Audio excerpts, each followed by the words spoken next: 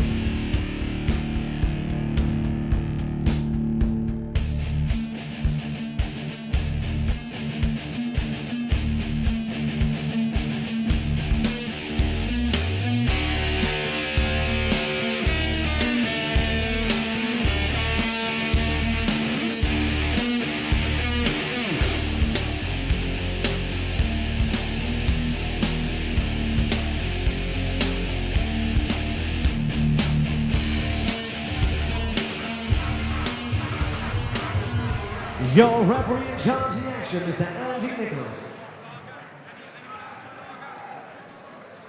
More title fight action just about to get underway here at Shock&Awe 27.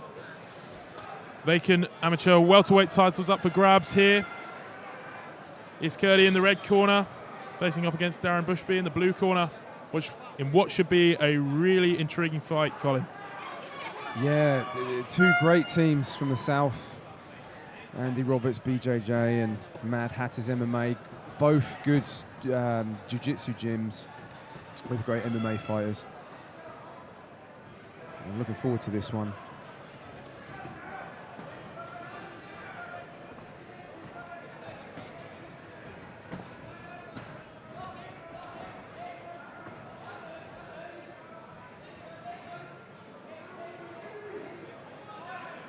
And Kurdi looking really strong at welterweight.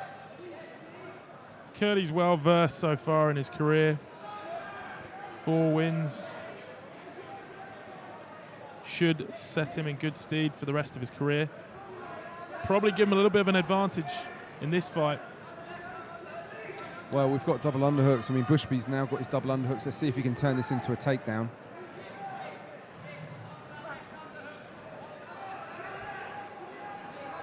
Against the fence now.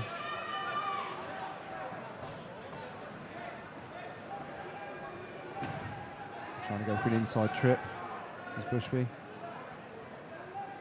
Speaking to Bushby, he was saying that his training camp's been great. He really feels that his strengths are the ground, and he thinks he's going to win by submission. Well, he's currently looking for that takedown, but it's really, really tightly contested between these two. Real grappling contest up against the wall at the moment, and basically been the outlay for the entire fight so far. These two just jostling for dominant position up in the clinch. Yeah, I mean, this sort of work really get the heart pumping. The thing is, in these title fights as well, Colin, no one wants to make a mistake. You know, everything really does have to be timed and calculated, and these guys really, really want to put in the perfect performance. Yeah, I mean, they're both here to win. I'm sure they both train really hard for this. You know, it can be a game of chess.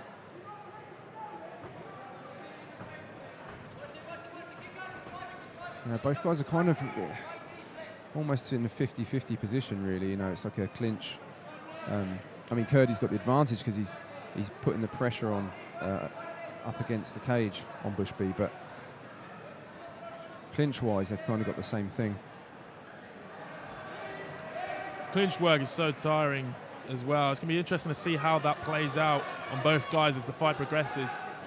Referee breaks that up, though. Yeah, good job by Andy Nichols. Although we're straight back into the clinch work. Yeah, this time, though, we're looking at a single. Trying to pick up a single. I don't know if he can get it. He's only got 10 seconds. Kurdi landing a head kick there towards the end.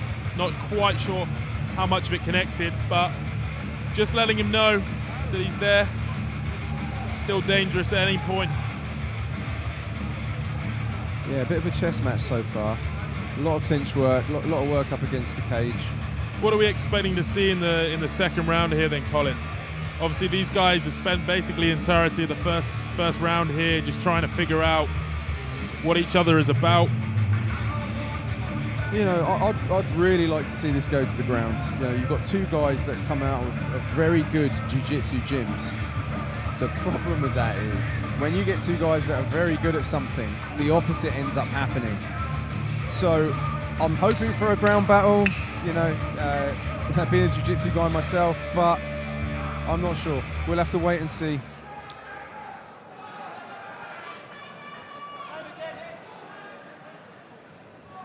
Well, we're going to get round two underway here.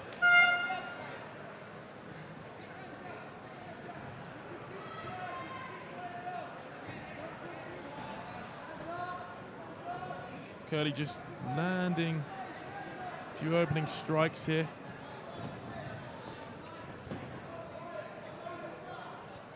Utilising those leg kicks, but Bushby is checking them so far.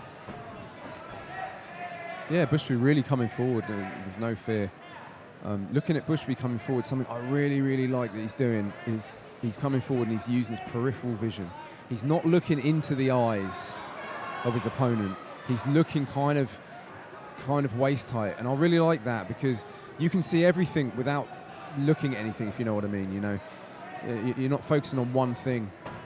Sometimes you stare into your opponent's eyes and you don't see the high head kick come at you. You know. Kurdi did look for the takedown there, decided against it. His opponent.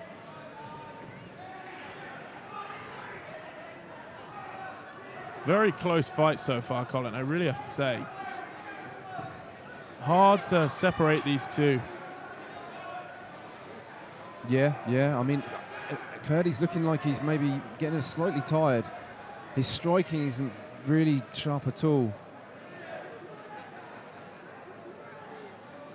Goes back to the clinch work that was the majority of the first round, though, like we said. Takes it out of you. Really can do a lot to your conditioning. Yeah, I wonder if it was that, and he's just yet to get his second wind. But he's slowing down a little bit now. Yeah, you see he's got his mouth open, he's breathing heavy. I think Bushby realises it now.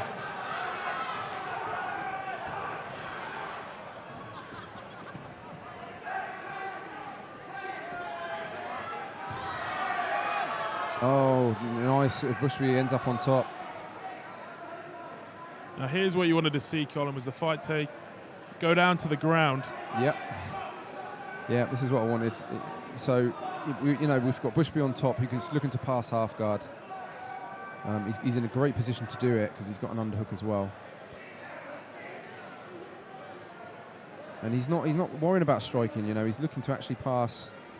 He's doing a bit of a crossface with his right arm, looking to pass into full mount. It's a bit of a tough position for Kurdi. He really needs to get his hips out to his right if he can. But it's easier said than done in this position.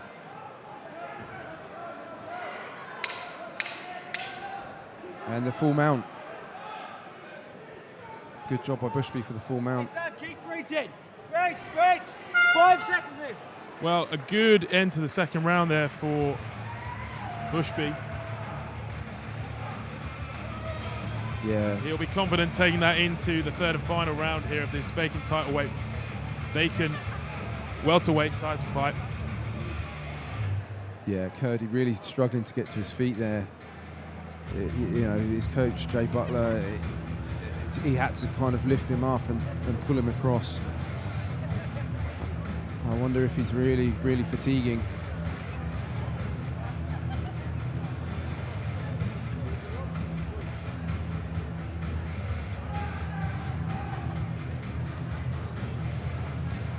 There's Jack McGee in Bushby's corner. I think he's instructing him to throw more of the strikes, try and find some success, especially with the big overhand shots. Corner seemed to have found a gap in Kurdi's game so far, instructing their man to exploit it. Whether he will, we're going to find out in this next round, Colin. Yeah, it's great advice, perfect advice from Jack McGee. Keep your range and pick him off, because where Kurdi is tired, he's coming in, he's leaving his head open, and Stick that jab loose. Yes. he's got to be careful.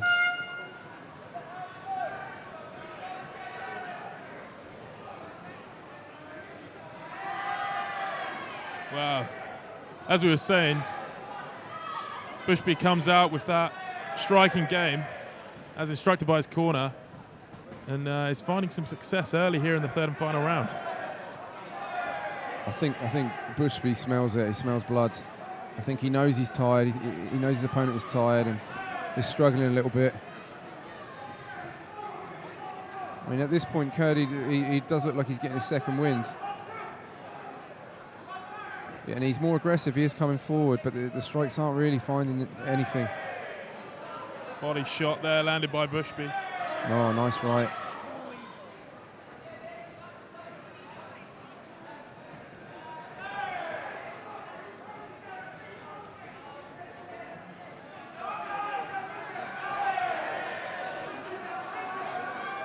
Bushby starting to enjoy this a little. You can see the movement there. I think he can see the championship coming. I think he thinks he's got it in the bag. Poor shot from Kurdi, really poor. I just don't think he's got the gas at the moment. Oh, nice full back guillotine. And he taps. And he gets it nice.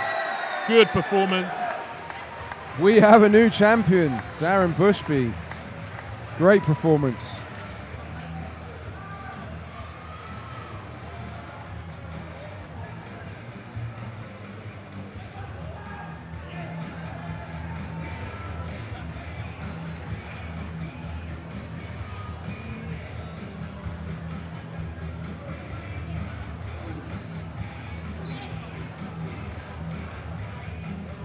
Yeah, I mean, Kurdi, for me, he looked really big and strong for a welterweight. He looked very strong. But he just, it was just his conditioning, really, that let him down. You see here on the replay, he kind of just folded at some shots there from Bushby, and then the rest was history. Yeah, he couldn't do anything there. Let's go to our MC for the official decision. Ladies and gentlemen, referee Andy Nichols called to stop the contest at 1 minute and 22 seconds of round number 3. For you winner by power guillotine. And now the shock and awe amateur mixed martial arts welterweight champion, Darren Bushby. And let's cheer for your runner-up, Kurdi.